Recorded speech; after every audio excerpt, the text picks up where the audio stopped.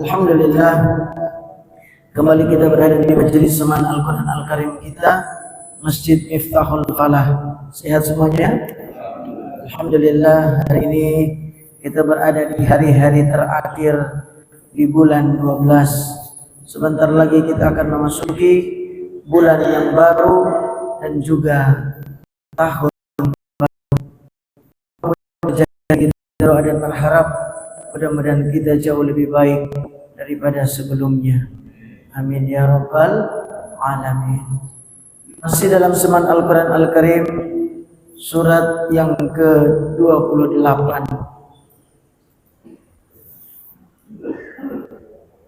Silakan dibuka surat Al-Qasas ayat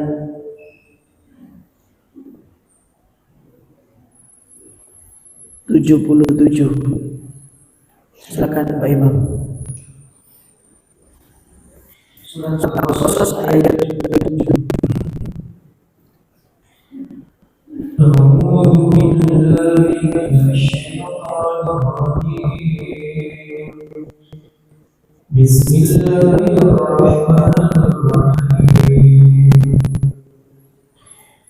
وابتغ فيما آتاك الله الدار الآخرة ولا تنس نصيبك من الدنيا وأحسن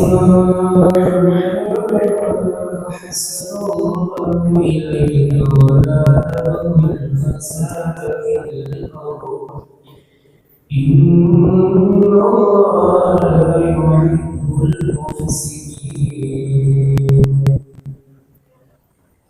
أعوذ بالله من الشيطان الرجيم وابتغ فيما آتاك الله وابتغ dan carilah fima di dalam apa-apa atakallah yang diberikan Allah kepadamu ad-daral akhirah keselamatan kebahagiaan hidup di kampung akhirat. Jadi apapun yang Allah berikan kepada kita itu sesungguhnya tujuannya satu, yaitu mendekat kepada Allah. Sayangnya kebanyakan kita bahkan dengan karunia Allah ini kita pakai kepada hal-hal yang sebaliknya. Contoh yang paling sering terjadi, hari libur. Hari libur itu kan karunia Allah. Kita sibuk beraktivitas, lalu diberikan oleh Allah waktu luang. Sayangnya banyak orang bukan dipakai untuk mendekatkan diri kepada Allah, tapi dipakai kepada hal-hal yang jangankan untuk akhirat, kadang untuk dunia pun gak berfaedah. Jalan-jalan, makan angin, gak masuk. Kenapa gak makan makanan begitu? Angin dimakan. Di rumahnya bisa kalau soal angin. Kipas angin itu duduk hadapi. Ini kebanyakan. Padahal tujuan Allah memberikan karunia itu agar dekat kepadanya. Dan itu bukan kebutuhan Allah, kebutuhan kita. Apa yang kita cari ada pada Allah. Yang kita cari keselamatan, Allah yang bisa kasih itu. Yang kita cari kebahagiaan, Allah yang bisa kasih. Kemuliaan, la azza illa billah. Annal quwwata lillahi jami'a. Allah yang bisa kasih. Dia Maha Kuat, Dia Maha Kuasa. Yang kita harapkan dalam hidup ini semua ada pada Dia. Maka mendekat kepada Allah itu memang memiliki keniscayaan. Yang kedua, di antara faedahnya, kita dekat kepada Allah ini karena kita lemah, kita nggak kuat, kita bodoh, kita kurang, kita miskin. Mendekat kepada Allah itu supaya kita terlindungi, supaya kita menjadi kuat. Kita lemah ini. Dikatakan oleh Nabi Isa dalam Injil Barnabas, andai bukan rahmat Allah, semua kita ini sudah menjadi pengikut iblis. Semua. Kita ini lemah. Iblis itu bisa melihat kita, kita nggak bisa melihat dia. Dia di tempat gelap, kita di tempat terang. Bagaimana kita tidak terang? Musuh kita di tempat tersembunyi gelap, kita di tempat terang. Kan kemungkinan besar kita kalah. Maka mendekat kepada Allah itu penting, hadirin. Karena itu lemah.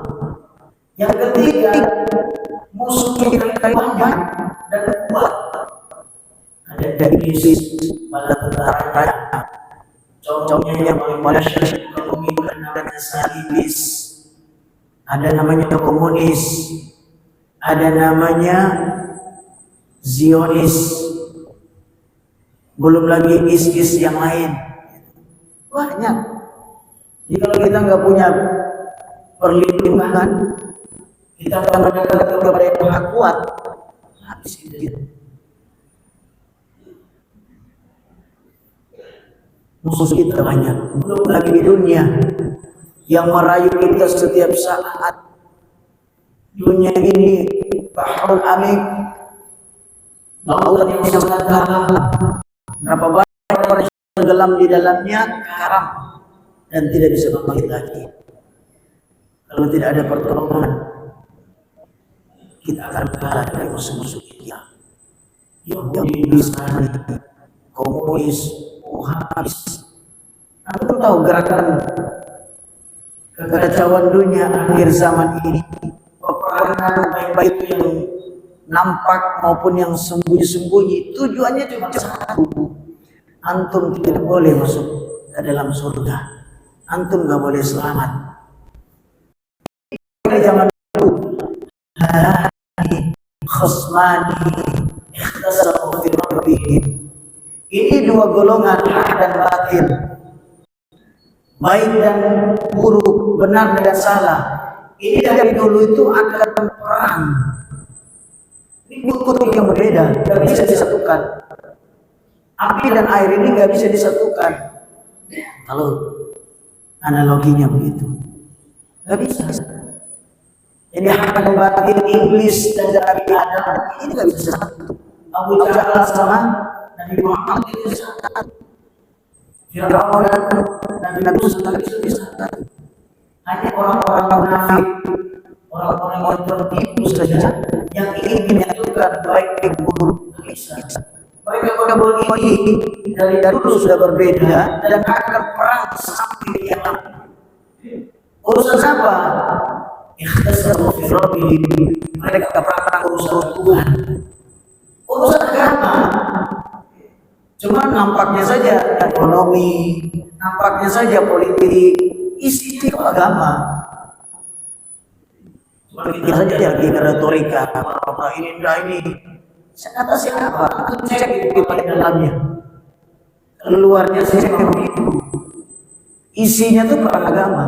Baik itu perang dunia 1, perang dunia 2, ini diambang perang dunia 3. Baik itu krisis moneter, semuanya urusan agama. Bapak boleh percaya atau tidak, antum cek sendiri. Ujung-ujungnya tuh demikian. Dan musuh mereka itu cuma satu. Musuh mereka orang yang mengakui la ilaha illallah. Sebenarnya itu sendiri menunjukkan bahwa mereka mengakui. Karena kalau mereka tidak mengakui Islam, biarkan saja. Pasti Islam kalau benar runtuh sendiri. Kenapa mereka menyerang Islam membabi buta seperti ini? Karena mereka tahu Islam ini mutiara, hadirin, yang bisa menyelesaikan konflik, krisis, masalah di kehidupan manusia. Cuma Islam. Ada yang lain. Dikit-dikit orang-orang saja. Begitu tokoh Islam kadang-kadang kepingin dipuji dengan siapa? Gaya kok. Mereka sudah tahu tidak ada yang bisa menyelesaikan Islam. Cuma sistem Islam saja, dari mulai sistem ekonominya sampai politiknya, Islam saja. Antum mau kemana? Mau demokrasi? Demokrasi ini sampah. Semua nanti akan kembali mengakui khilafah. Yang kami bilang, Ustaz Ismail ISIS. Saya nggak ada hubungannya dengan ISIS, apalagi teroris. Nggak ada. Khilafah ini hadirin Ini satu konsep yang terbaik untuk menata manusia. Yahudi saja pakai khilafah. Anda tahu apa itu khilafah? Khilafah itu persatuan perserikatan bangsa-bangsa. Negaranya boleh berbeda, sukunya boleh berbeda, tapi konsepnya satu. Sistem imamah. Nah, itu. Coba lihat ASEAN. ASEAN itu khilafah. Bahkan dalam dunia sepak bola, PSSI, FIFA, itu khilafah, hadirin. Antum pikir khilafah itu yang bagaimana? ISIS, HTI, kepikirannya begitu. Ini cuma cari muka saja, cari makan saja sama Zionis. Mereka tahu ini konsep baik. Sistem Islam inilah sistem yang menjanjikan keselamatan, kebahagiaan, kebaikan abadi. Nggak ada. Kenapa hadirin? Karena ajaran Islam ini ajaran dari Allah. Dan satu-satunya ajaran para nabi yang disempurnakan oleh Nabi Muhammad. Satu-satunya ajaran yang bisa menyelesaikan masalah manusia cuma ajaran Islam. Karena dia lengkap. Untuk bertanya apa soal agama ini? Cari satu saja kegiatan manusia yang tidak berhubung dengan agama ini. Cari. Aku sebut. Dari lama saya tantang. Urusan apa? Kamar mandi, Islam membahasnya. Tempat tidur, Islam membahasnya. Sampai urusan tusuk gigi, itu Islam membahasnya. Kata Nabi dalam kitab Adab, disampaikan siapa orang yang kalau makan lalu makanannya itu nyangkut ke gigi dan dia bisa melepaskan dengan lidah, maka makanan itu boleh ditelan. Itu masih vitamin itu, barokah. Tapi kalau tidak bisa pakai lidah dan memakai tusuk gigi, maka makanan itu jangan ditelan tapi dibuang. Anda bayangkan sampai urusan tusuk gigi itu dibahas dalam Islam. Apalagi bahas masalah politik. Jangan bawa agama. Otak ente kebanyakan cacing. Agama itu dibawa di mana saja, di kantor DPR di bawah, di pasar di bawah, di mana saja. Agama Islam yang lain bisa. Untuk banyak masalah haid dalam ajaran Bible, Nasrani Katolik nggak bisa. Nabi Isa nggak pernah menikah. Bagaimana bicara masalah haid? Benar-benar punya istri. Bicara masalah poligami, apa parah? Apalagi masalah warisan. Agama apa yang bicara masalah warisan? Maka lembaganya dibanggakan oleh Islam. Orang Islam ini bangga dulu. Pura-pura tidak tahu Tuhan. Mau kemana hadirin? Islam ini jawabannya. Jadi kita mendekat kepada Allah itu merupakan keniscayaan. Hidup ini semua dalam rangka mati. Dan supaya dia bosan, maka kasih mainan-mainan dan nabi. Dikasih saya, ada dikasih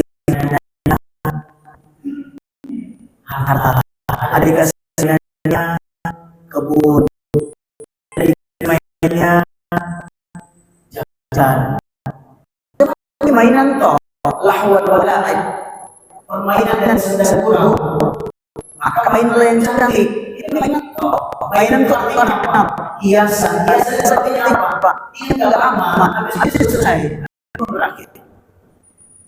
Ini kita berperan. Ada yang peran jadi imam, ada yang berperan jadi bapak-bapak, ada yang berperan jadi murid, ada jadi guru, ada jadi pejabat. Ini peran kok. Antum begitu punya antum. Yang saja. Supaya Allah ingin melihat dari kalian siapa yang paling cepat sampai kepadanya. Ini berlomba. Siapa yang paling baik di tempat di akhirat? Siapa nanti yang surganya yang paling tinggi, yang paling dekat dengan Nabi Muhammad. Tujuannya itu. Maka dikasih ini supaya nggak bosan. Cuma sayangnya kebanyakan kita terlena dengan mainan ini. Bahkan jadi ustaz itu mainan. Untuk bikin lucu. Sudah masukkan duluan pintu? Belum. Itu ini. Tapi mudah-mudahan dengan mainan ini semua kita lebih dekat dengan Allah. Jangan salah paham. Mainan ini bukan berarti kita main-main, bukan. Maksudnya ini menjadikan kita dekat atau tidak, selamat atau tidak. Nabi menyampaikan setiap kita ini lagi beragam setiap pagi. Ada yang manusia sendirinya, ada yang membebas dirinya. Manfaatkan baik-baik. Wabtaghi dan carilah fima ataka, di dalam apa-apa yang diberikan kepadamu Allah oleh Allah, ad-darul akhirah, negeri akhirat. Jadi kita cari negeri akhirat dunia ya Allah. Sebentar lagi kita akan mati. Barang sudah pasti. Antum sibuk dengan dunia. Dunia sudah pasti. Antum kerja makan. Asal masih hidup seperti nanti makan. Jangan macam-macam. Allah menjamin keutuhan keinginan. Kalau keinginan antum itu asal pedas bisa dapat. Lekat nasi goreng gitu. Makin ada yang penting sesuai dengan kebutuhan. Aku yakin asal antum hidup sudah disiapkan. Allah tuh nggak seperti kita. Kadang-kadang ayam, kadang-kadang kita kasih makan. Kita tidak ikan, kadang kita kasih makan. Kita punya anak kerja, punya anak buah yang kerja untuk kita. Karena kita udah makan, lupa kasih dia gaji. Padahal kita lewat dia, kita ambil dia untuk kerja buat kita, bantu kita, memudahkan urusan kita. Kita lupa kasih dia gaji, lupa kasih dia apa yang dia butuhkan. Tapi kalau Allah tidak, sebelum kalian dilahirkan pun sudah ditentukan semua rezeki kalian. Sebelum lahir itu. Jadi kalau hari ini antum bingung urusan rezeki, kata orang Jawa kasih. Ketinggalan zaman, terlambat ini 9 bulan 10 hari di dalam kandungan orang tua itu siapa yang jamin ini? Antum baru lahir itu yang baru lahir itu siapa yang jamin? Allah yang jamin. Kalau kenapa sudah besar begini mau bingung?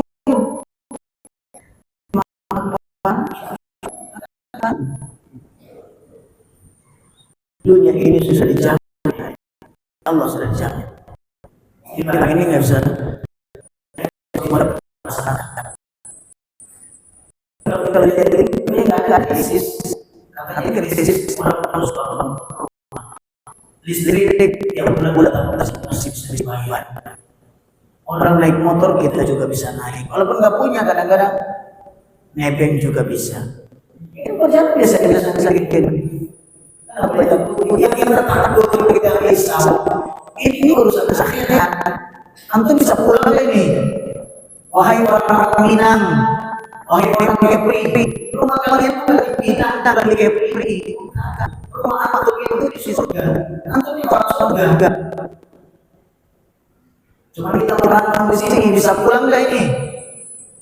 Pulang dalam keadaan bahwa oleh-oleh enggak. Jadi kita ini ibarat kita berbuat begini kirim di sana. Jadi surga kita itu terjadi di TKW, jadi TKI, dapat kiriman, dapat gaji kirim. Nanti di sana dibangun sama keluarga, kirim lagi. Ada dibangun rumah, diberikan mobil. Begitu antum pulang kampung, disambut. Ini apa nih? Ini antum kirim setiap saat ini. Seperti itu hadirin. Jadi kalau antum nggak bikin apa-apa, keleleran di sana kan punya rumah ya. kaplingan umum anak. Seperti itu. Itu lagi menabung. Kayak diceritakan oleh para ulama, ada satu orang yang rumahnya paling banyak sampai sana. Ada seorang malaikat jalan-jalan. Dia lihat, ini rumahnya siapa? Atau ini? Ini dia punya istana. Ini juga. Lalu suatu waktu ada satu rumah itu bagus rumahnya, cuma belum jadi. Itu belum ada sekali. Ya bagaimana mau kita bangun? Gak dikirim lagi dia. Oh begitu ya. Kita kirim. Istirahat dia. Gak keluar 3 hari lagi. Ya kita nggak bangun lah. Kiriman. Malaikat itu tuh kiriman. Jadi amal yang kita buat ini, iman itu pasti masuk surga. Orang pasti masuk surga. Islam itu ijma ulama paling lama di dalam neraka menjaga surga. Yang nggak tahu mungkin kepentingan jalan bisa panas. Ya apa? Coba. Tapi kalau anda punya iman paling lama 7 hari. Jadi orang Islam kita kata jalan-jalan di neraka, jalan-jalan itu cuma 7 hari akhirat hadirin kali 1000 sampai kosong di sana. Tapi masuk surga. Cuma tempat di surga itu tergantung amal. Jelas ya? Jadi kita masuk surga ini bukan amal kita, karena rahmat Allah, karena kasih sayang Allah. Kenapa? Karena antum punya iman, antum akui dia sebagai Tuhan. Wa bi'izzati wa jalali, dan ini keperkasaan dan keagunganku. La akhlasali bi syahadati kaman kadzdzaba. Tidak samakan antara orang yang mengimani aku, percaya aku sebagai Tuhan, dengan orang yang tidak percaya. Aku tidak samakan. Maka masukkan mereka ke dalam surga kasih sayang. Jadi orang Islam itu pasti masuk surga. Orang kafir mana bisa orang kafir masuk surga? Kalau Ustaz itu bilang Ustaz goblok, itu Ustaz cari muka. Ada Ustaz ngomong begitu. Orang kafir itu masuk surga karena baik. Ada satu toko di Jakarta ngomong. Ditanya, apakah orang kafir masuk surga? Oh, aku masuk. Masjid Haram itu yang bikin siapa? Sampai terang cahayanya terang Thomas Alva Edison. Ini ngajinya kurang jauh ini begitu. Masa orang kafir masuk surga? Kata Muhammad Gufran begitu juga. Orang kafir juga masuk surga. Otaknya itu penuh dengan kotoran.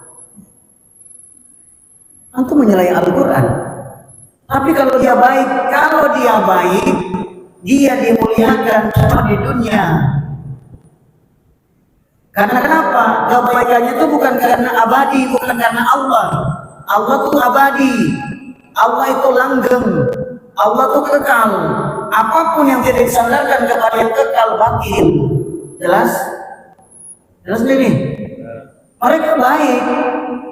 Mereka sering bantu. Bahkan orang kafir itu kalau bantu bukan 10-20 ribu, bukan. Miliaran kalau mereka bantu. Betul betul. Orang kafir itu kalau bantu puluhan juta, ratusan juta, miliaran. Mereka baik, cuma versi dunia. Di dunia dimuliakan, di akhirat tidak. Kenapa? Karena kebaikannya bukan karena Allah, bukan karena akhirat. Jadi sampai di sini toh. Begitu penjelasannya. Tidak bisa. Gampangannya begini. Bapak kira-kira, minta maaf ini karena contoh lain.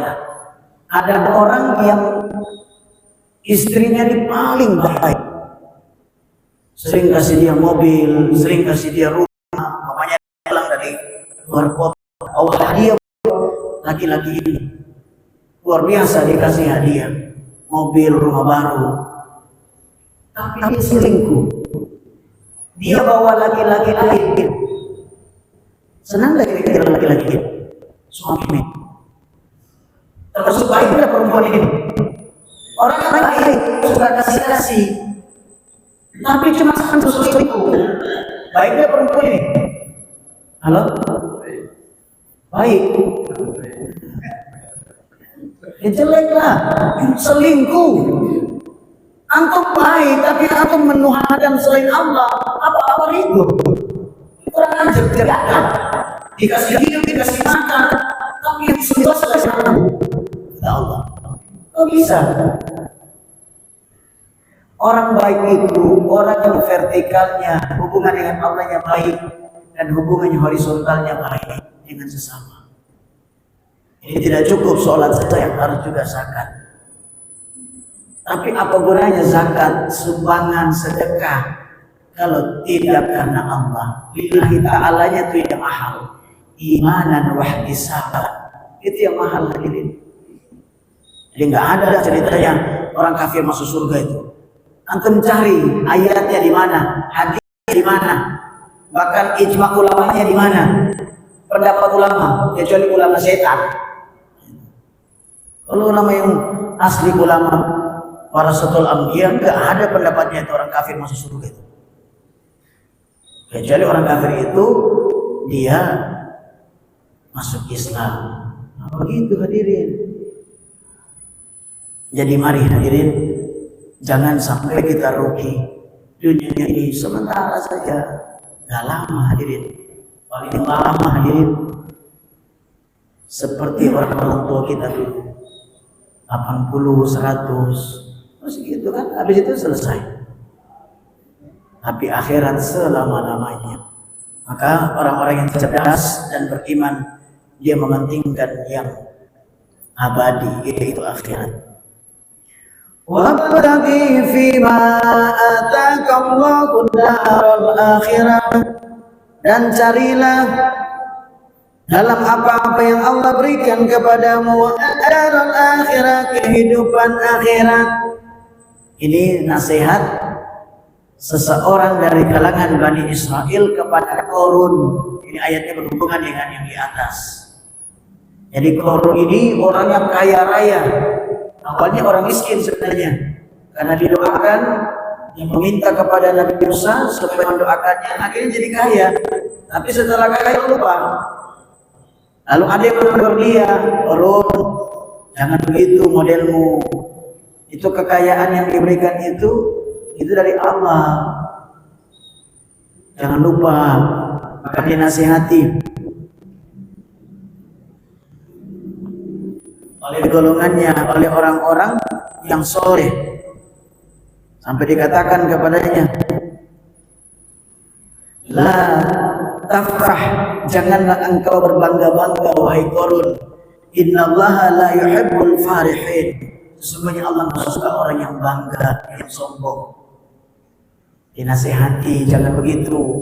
Kau dikasih itu punya tujuan, mendekat kepada Allah. Caranya bagaimana? Ya lewat manusia juga.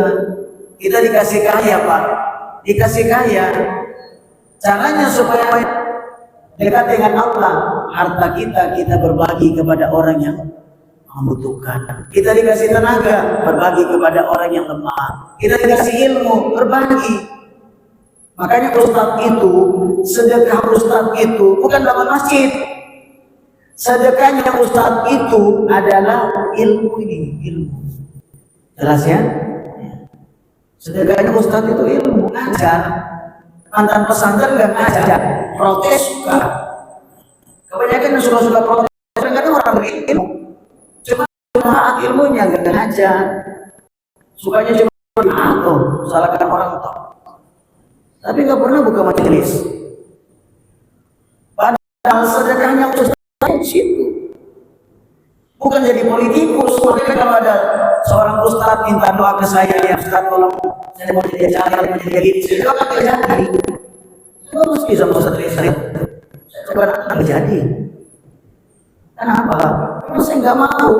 Beliau orang baik, beliau itu cocoknya di majelis, bukan cocok di kurus itu. Ada orang yang kurus itu tuh. Ya. Kalau Pak Hadi calon, saya doakan gak jadi. Amin. Kalau Pak CEO jangan mau saya doakan gak jadi. Kalau ibu bahaya yang terjadi nih.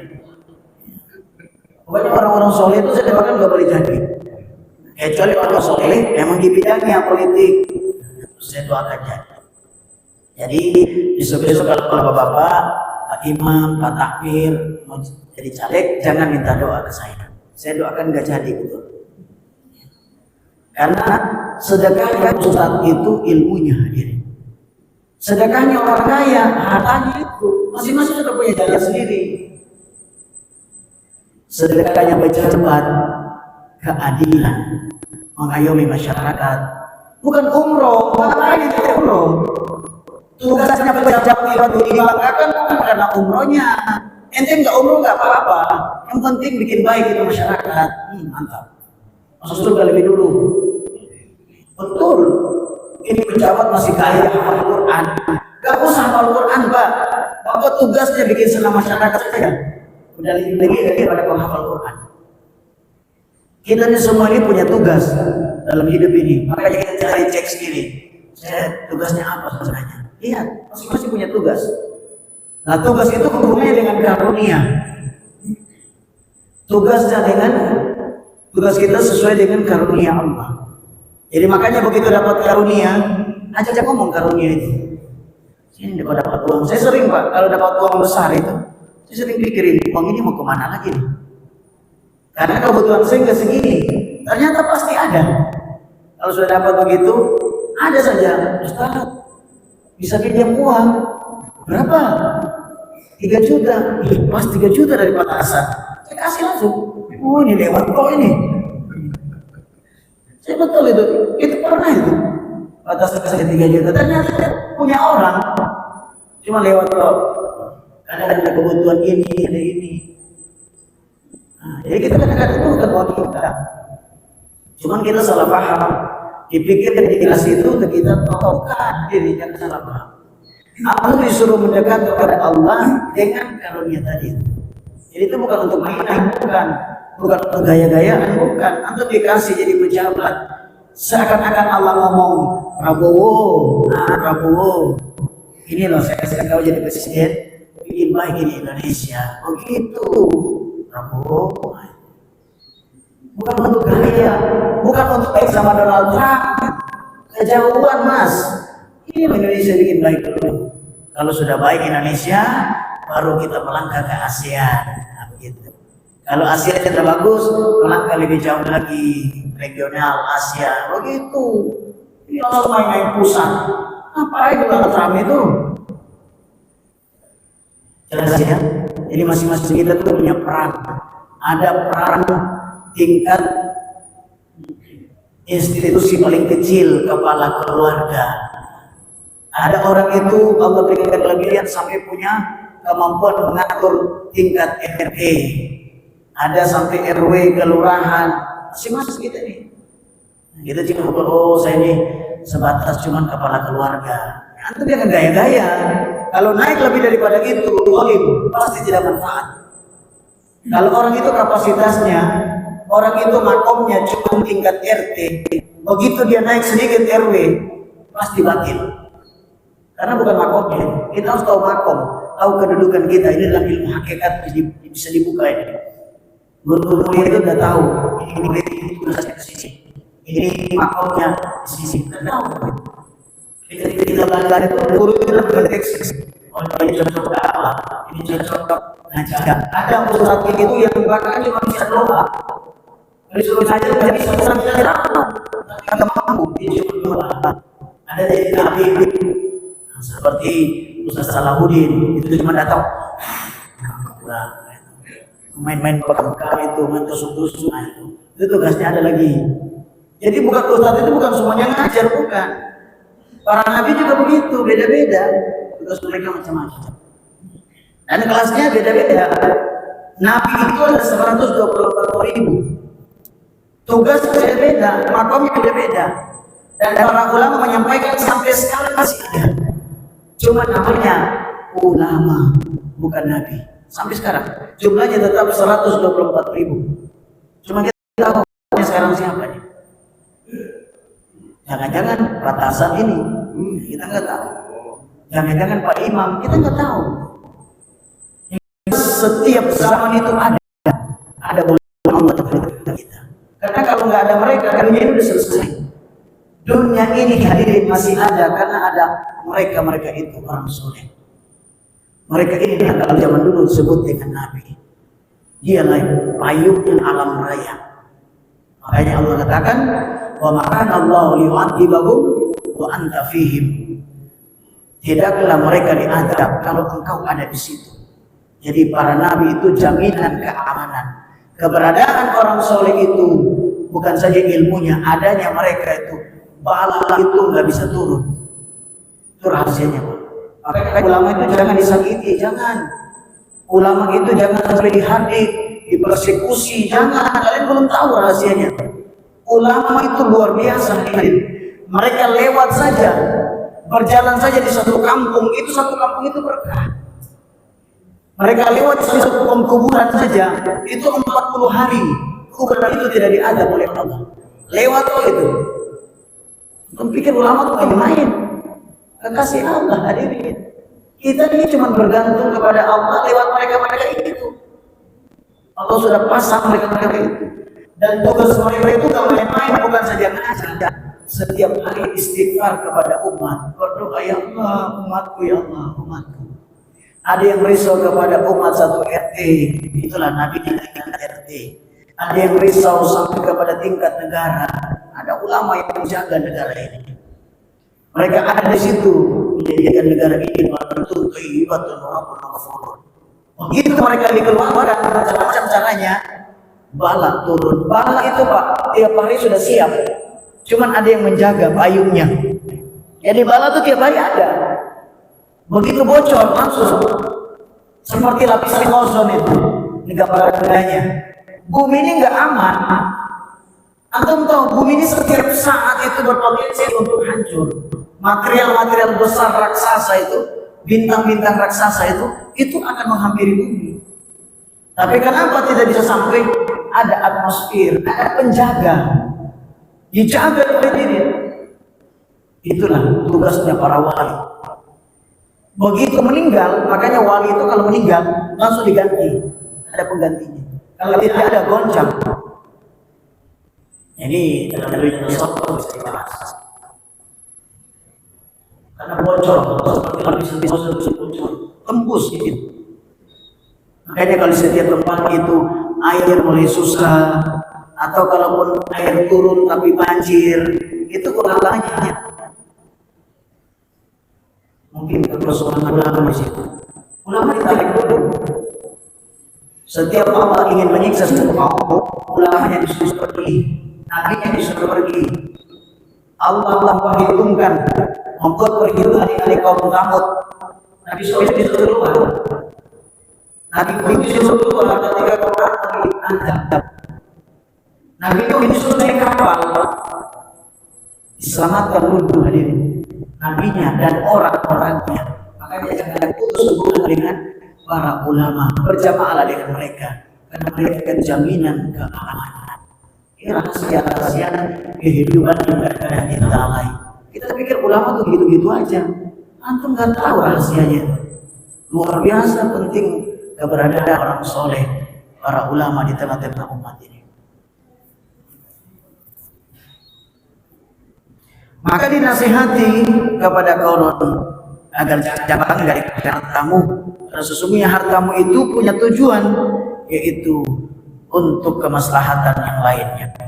Wala tansa nasibaka minad dunya, walaupun engkau cari akhirat, tapi jangan lupakan bagianmu daripada dunia ini. Kalau 3 hari boleh, 40 hari boleh, tapi jangan lupa jatah antum sudah ada. Jadi kita sudah dijaga. Begitu. Ada bagian kita di dunia juga. Jangan tasbih tok. Jangan baca Quran terus. Ada sahabat Nabi namanya Abdullah bin Amr bin As. Setiap hari puasa, malam tidak pernah tidur. Bangun malam kok setiap hari hatam Quran. Nabi dengar dikabarkan ke Nabi, Nabi panggil, ya Abdullah, saya dengar kamu puasa terus. Iya ya Rasul, berhenti. Mulai sekarang kamu tidak boleh puasa terus, kamu cukup 3 hari, 1 bulan.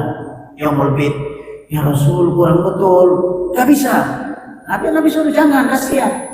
Ya Rasul tambahlah, oke lah kalau begitu. Kamu puasa paling tinggi ya, jangan tambah lagi nih, puasa Daud. Ya. 1 hari puasa, 1 hari dasar. Habis itu, saya dengar kamu setiap malam gak tidur deh, sholat terus. Iya, gak boleh begitu. Kamu cuma sepertiga malam saja. Tapi koreksi, gak boleh. Agama juga. Tapi jangan lupa juga. Sampai mertuanya, bapaknya datang kepada menantunya, Amr bin As datang, tanyakan ke menantunya, wahai menantuku, bagaimana menurutmu tentang anakku, Amr, Abdullah? Aduh, Pak, anak aku ini luar biasa urusan akhirat. Cuma saya, dia nggak pernah lihat saya, nggak pernah nyentuh saya, malah kedinginan. Ini dalam kitab Riyadhus Shalihin ada diceritakan, dia nggak pernah nyentuh saya, padahal cantik luar biasa. Istrinya Abdullah bin Amr bin As ini cantik, tapi jarang disentuh, kasihan, jablah. Anak bapak ini kalau soal agama saya salut, tapi itulah kami nggak pernah diajak ngomong dan seterusnya. Nggak begitu, nggak boleh begitu. Jangan lupa hak anak ada, hak istri ada, hak mata juga untuk tidur ada. Jangan berlebihan. Agama ini sedang-sedang saja. Tapi kalau bisa maksimal, jangan dengan begini. Nah kalau begitu gue sebagai 3 hari lah, 1 hari aja lah. Nggak boleh begitu. Anda yang bisa 40, jangan 3. Anda yang bisa 3, jangan sampai 1. Tapi Ustaz Usman nggak pernah keluar. Saya tiap hari keluar. Untuk mengajar saya surah 40, saya setiap nggak pakai 40. 365 hari saya keluar. Bagaimana bisa? Saya setuju. Itu teman-teman saya, saudara saya, jamaah tabligh. Saya cuma datang ijtimah saja. Kita dalam khusus juga. Jadi bukan saya keluar, saya makan. Kalau saya keluar bagaimana ini? Tugas. Saya sudah keluar 360 hari, 65. Allah Akbar. Jadi dunia ini jangan sampai dilupakan juga. Saya dengar kamu Amr bin As, Abdullah bin Amr bin As. Saya dengar kamu baca Quran tiap hari ya? Iya Rasul, nggak boleh. Kamu khatam 1 bulan sekali. Ya Rasul kurang. Kalau begitu 10 hari sekali. Ya Rasul kurang. Kalau begitu sepekan sekali. Cukup. Nggak boleh tambah. Akhirnya di masa tua, apa kata Abdullah bin Amr bin As? Andai kata dulu saya memiliki perintah Nabi, mungkin hidup saya lebih enak di masa tua. Ada penyesalan. Masa tua tidak punya harta, masa tua anak cuma 1. Anak sedikit, kalau anak banyak kan kasih lumayan. Walaupun lumayan ada pedagang, ada ini kan mesti bisa bergantung. Nah, jangan lupa transfer, gitu. Kita mesti lumayan, kalau ada. Apalagi sakit-sakitan juga. Mau bergantung ke siapa? Akhirnya NPG. Begitu lagi kan susah juga bikin susah pemerintah. Makanya kita masa muda jangan lupa di samping ibadah terus, tapi juga yang perlu itu. Kecuali memang antum makomnya makom khusus, ada memang makom khusus. Makom memang makom khusus duduk. Ini ibadahnya lain lagi nih. Tapi antum sudah tidak bisa membedakan mana pujian, mana hinaan. Kalau sudah begitu, monggo habis sudah. Tapi kalau antum dipuji masih makam puji, dihina masih sedih marah, jangan coba-coba ikut jalan ini. Ini jalannya para wali. Jalannya ini memang udah nggak peduli. Nggak pakai kerja-kerjaan lagi, tapi rezekinya dijamin. Ya, memang itu Ismail nggak kerja terus buang terus. Saya nggak tahu juga dari mana. Saya nggak minta, nggak ada proposal, tapi ada juga. Makom orang itu beda-beda. Ada makom kasbi namanya, itu usaha. Kalau nggak usaha nggak jadi. Saya ini bukan tidak usaha, berapa kali usaha bangkrut terus. Tidak. Gimana gak bangkrut? Kita matematikanya kurang bagus. Ustaz mau beli jubah, nah, berapa? Ini berapa harganya? Nah, saya lupa juga itu. Nah, bawalah. Nanti 1 tahun baru bayar. Kadang-kadang ketemu saya, Ustaz mau bayar utang dulu. Kapan utang? Itu gamis yang saya ambil dulu kan tahun saya bagaimana? Kaya kan? Bang, gitu. Saya banyak begitu. Jadi saya pikir, oh IBK ini memang bukan IBK. Berkali-kali saya bisnis, tapi gagal terus. Jadi memang kita ada orang yang cocok ikut orang, ada yang tidak cocok harus bermain orang, macam-macam itu. Nah kita dalam masa-masa belajar itu mencari makom kita itu. Nah, sebenarnya makomnya makom ini makom orang berbagi. Sayangnya dia tidak tahu diri, maka dia dijadikan orang miskin. Orang yang tidak layak menjadi orang kaya harus memusnahkan. Ada orang yang tidak layak menjadi pejabat, bahkan kalau dia jadi pejabat dia hancur. Orang ini akan menderita dengan jabatannya sendiri. Mudah-mudahan menjadikan kita orang-orang yang beruntung, yang tahu diri dan juga bisa memanfaatkan makom kita dengan baik, sehingga manfaat untuk kita, manfaat juga untuk orang lain, menjadikan kita bahagia dunia wal akhirah. Amin ya rabbal alamin. Wallahu a'lam bishawab. Ihdinas siratal mustaqim. Wallahu musta'an. Wassalamualaikum warahmatullahi wabarakatuh. Allahumma salli ala sayyidina Muhammad wa akhiril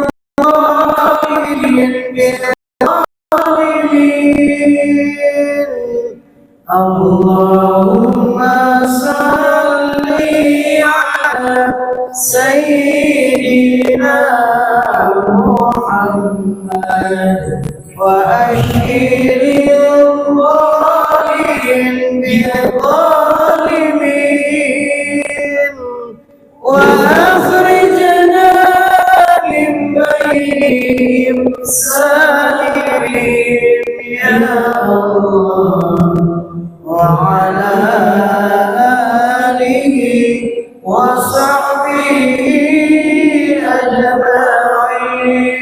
Sallallahu rabbuna ala nuril mubin Ahmad al-Mustafa sayyidil mursalin. Sallallahu rabbuna ala nuril mubin Ahmad al-Mustafa sayyidil mursalin wa ala alihi wa sahbihi ajma'in wa ala alihi wa